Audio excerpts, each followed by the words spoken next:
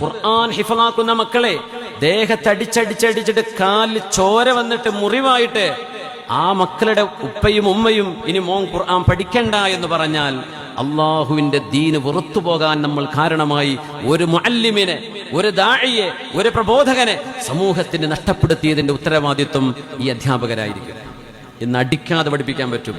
പ്രത്യേകിച്ച് മദ്രസയിലും ഹിഫ്ള് പഠിക്കാനും അറബി കോളേജിലും ദാറുൽ ഹുദ അടക്കമുള്ള സംവിധാനങ്ങളിൽ മക്കൾ പഠിക്കാൻ വരുമ്പോൾ അധ്യാപകരോട് പറയാ ഈ മക്കൾക്ക് നാട്ടിൽ പോകാൻ നൂറുകണക്കിന് ഓപ്ഷനുകൾ ഇംഗ്ലീഷ് മീഡിയവും മലയാളം മീഡിയവും അല്ലാത്തതും പ്രൈവറ്റും പബ്ലിക്കും സ്കൂളുകളും സംവിധാനങ്ങളൊക്കെ ഉണ്ടായിട്ട് ആ വീടും വീട്ടുകാരും കുട്ടിയും ചേർന്ന് ദീൻ പഠിക്കട്ടെ എന്ന് പറഞ്ഞ് ഒരു ദീനീ സ്ഥാപനത്തിലേക്കോ ദർസിലേക്കോ കടന്നു വരുമ്പോ ആ മക്കളുടെ ആ മനസ്സിന്റെ സന്നദ്ധതയെ എത്ര കണ്ട് നമ്മൾ പ്രശംസിക്കണം. ഇന്നത്തെ കാലത്ത് ആ മക്കൾ വെറുപ്പ് പിടിച്ച് നമ്മളിൽ നിന്ന് ഇറങ്ങിപ്പോകുന്ന അവസ്ഥ ഉണ്ടാവരുത്. ആ മക്കളെ കൂടെ നിർത്തുന്ന ഒരു വാപ്പയെ പോലെ കരുതൽ കൊടുക്കാൻ കഴിയുന്നവരാകണം ഇന്നത്തെ അധ്യാപകന്മാർ.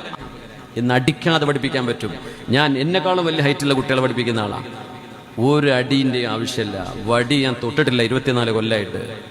മക്കൾ പഠിക്കും. ഏത് കൊമ്പന്മാരും മുമ്പിൽ നിൽക്കും.